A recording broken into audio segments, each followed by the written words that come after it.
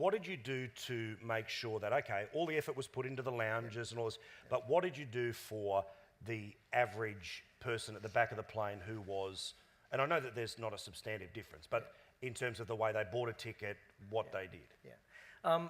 I think a number of things really. Firstly, the fleet was tired. I mean, it was tired, and this is again where Hans played a masterstroke very early on, because it was not only about the external identity, it was bringing the whole thing to life internally. So instantly, comfort, look, feel, freshness, it looked smart. You know, all of a sudden we care again, and that was really quite important.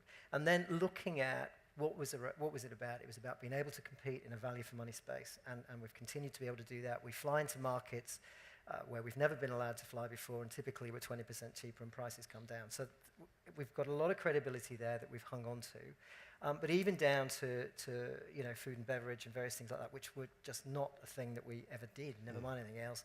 It was around what is the new response to food and beverage, not just an airline response, and how can we leverage the power of the Virgin brand beyond the airline in this market, because it's got very strong challenger, entrepreneurial, innovative credentials actually, and it didn't originate out of an airline. So how can we package that through our people, through the product, through the service, through the way we talk to people, in a way that makes everybody feel that they're part of this. This is not a complete, you know, off after business people and forget everybody else. No, I understand that, yeah. And that's what we've been. And that's, I'm just focusing just because it was a change in what you were trying to do.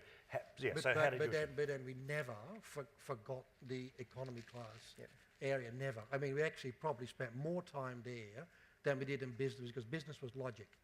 But we somehow had to transform economy, and gosh, we spent more time on seats, on colour, on tone of voice, on all those things were just as important down there than in business. You can't, I mean, you know, that's been the heritage of the brand, and you can't just say, oh, throw that out, you know, start again. They can't do things like that. And so it was very equal, the way that we weighted that one. Now, what about the television commercial, the one that we're seeing a couple of stills of here?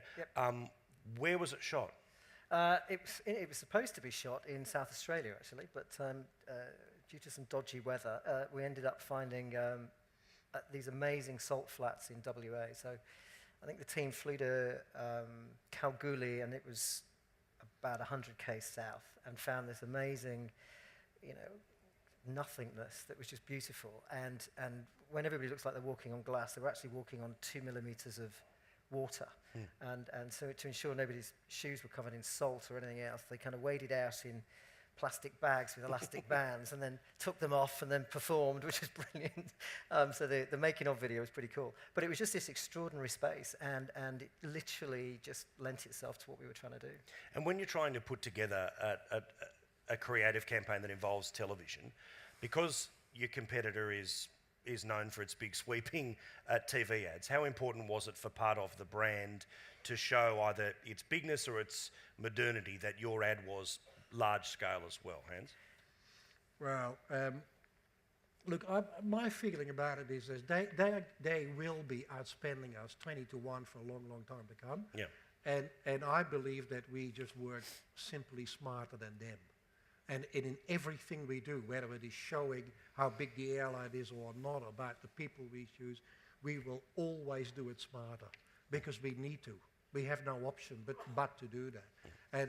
And I think that's really the key of where we've gone with this brand. I'll give you an example. For instance, we go. I mean, I travel a lot for these guys. You know, I go to Toulouse in France at Airbus, and to Boeing in Seattle. In the old days, we used to travel with 50 people and 50 engineers, and no one could ever make up their mind the way it was going. And so, you know, you argy-bargy all the way through this, and then all these egos get involved, and you get back to the office, and it takes 5 months to make a call. Well, with these guys, we traveled with 5. Wow. And everyone had a clear role. There was a clear mandate in the way we process, the way we do things. And I kid you not, we made all the calls on the day. That night we were on the phone to Sydney, get approvals, whatever it was we had to do, bang, move on. And that's the way we do it. And that's the way we do it with almost everything we do. Small teams, working out the way it should be done, move on. make it work. So good result in the end, but obviously there's a few drafts that go along the way. Were there mistakes along the way where you turned around and you said, well, I think we've hit a dead end here, we've got to go back? In the journey In the whole process, it could be anything from the red to the. I think if John was here, he probably said it was all too slow. I think that's probably one thing that would leap to mind. I think that the speed of change was such that it would have been good to have had the luxury of deeper training for people up front. The guys did an amazing job, strong communication, visual reflections of what it is we need people to do. And because we have, again, this is predecessors, this is, extraordinary legacy, we've got levels of engagement in the business that we're very fortunate to have, and you've got to keep it and earn it and develop it. But the guys fall out of bed to strive for the business. So even though we didn't have the luxury of, because it all needs to be done so quickly, of 15-month training programs, people literally just grabbed it and wanted to be part of a success story. So they kind of pumped the adrenaline in and made it happen. We've now got a lot more planning because we've done the entry-level stuff. We're kind of here. We've changed the revenue base. We've not gone away. The ad is demonstrating that we are mature and we're a grown-up and we're professional. And I think there's a lot of stuff around that that's important.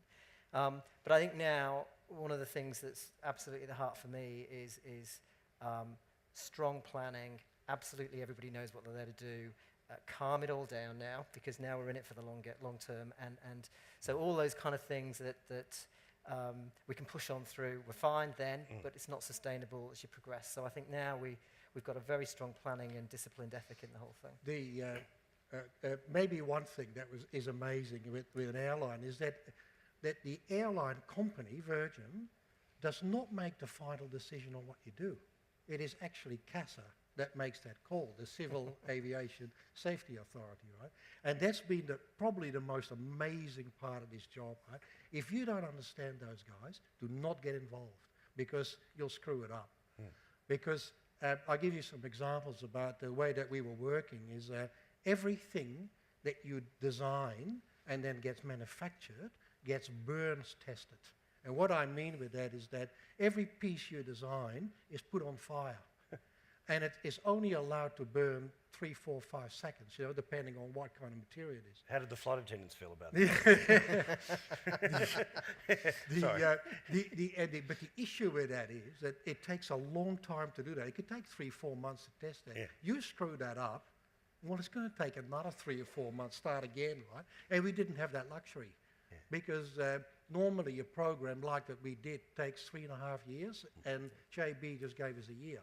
So therefore, we had absolutely no option, but everything has to be exactly right. So because and every designer, that gets involved doesn't get it. You need to push them out of the way because that's it. Your back's against the wall, and it needs to be right in everything you do.